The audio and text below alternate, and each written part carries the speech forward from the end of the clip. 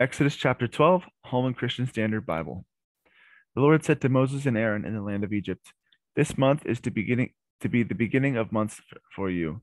It is the first month of the year. Tell the whole community of Israel that on the 10th day of this month they must each select an animal of the flock according to their father's households, one animal per household. If the household is too small for the whole animal, that person and the neighbor near his nearest his house are to select one based on the combined number of people. You should apportion the animal according to what each person will eat. You must have an unblemished animal, a year-old male. You may take it from either the sheep or the goats. You are to keep it until the 14th day of this month. Then the whole assembly of the community of Israel will slaughter all the animals at night, at twilight. They must take some of the blood and put it at the two doorposts and the lintel of the houses where they eat them. They are to eat the meat that night. They should not. They should eat it roasted over the fire along with unleavened bread and bitter herbs. Do not eat any of it raw or cooked in boiling water, but only roasted over fire. Its head as well as its legs and inner organs.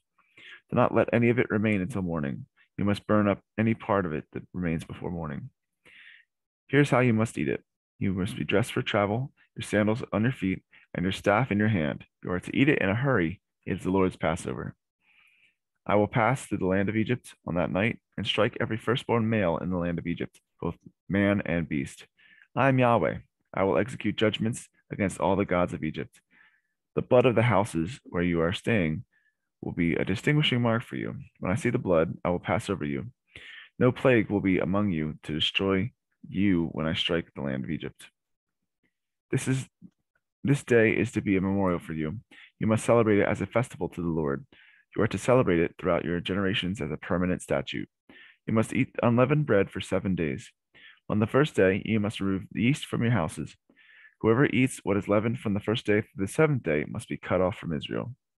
You are to hold a sacred assembly on the first day and another sacred assembly on the seventh day. No work must be done on those days except for preparing what people need to eat. You may only do that.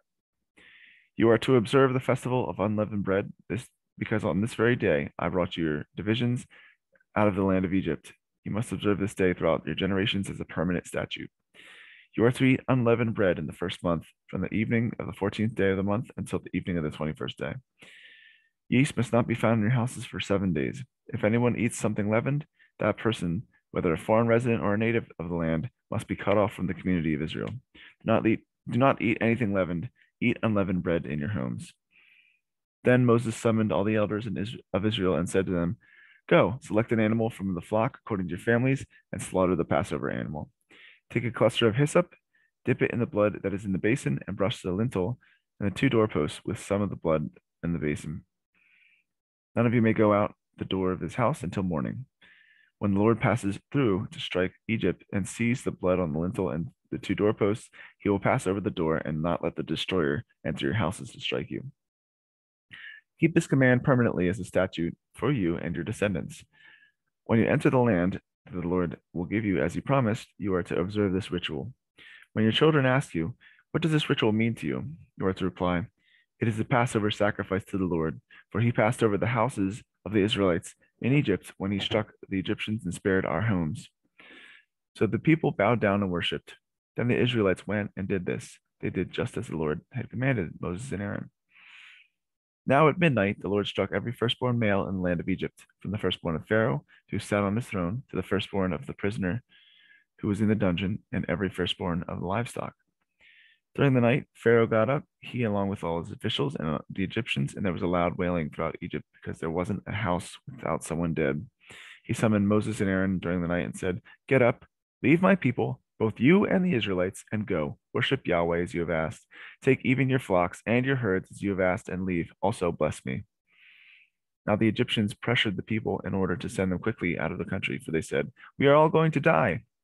So the people took their dough before it was leavened, with their kneading bowls wrapped up in their clothes on their shoulders. The Israelites acted on Moses' word and asked the Egyptians for silver and gold and jewelry for clothing.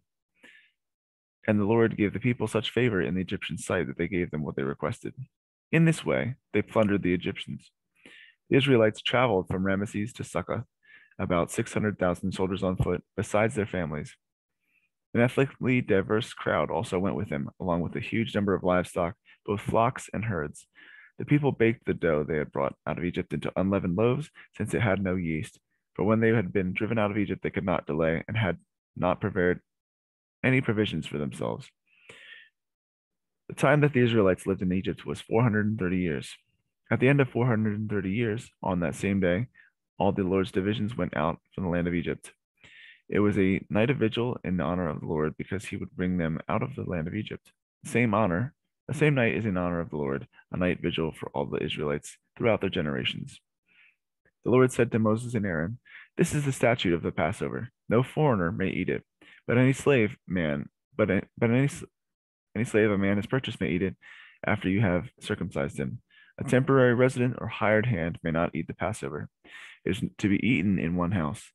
You may not take any of the meat outside the house, and you may not bring any of its bones. The whole community of Israel must celebrate it. If a foreigner resides with you and wants to celebrate the Lord's Passover, every male in his household must be circumcised, and he may participate then. He will become like a native of the land. But no uncircumcised person may eat it.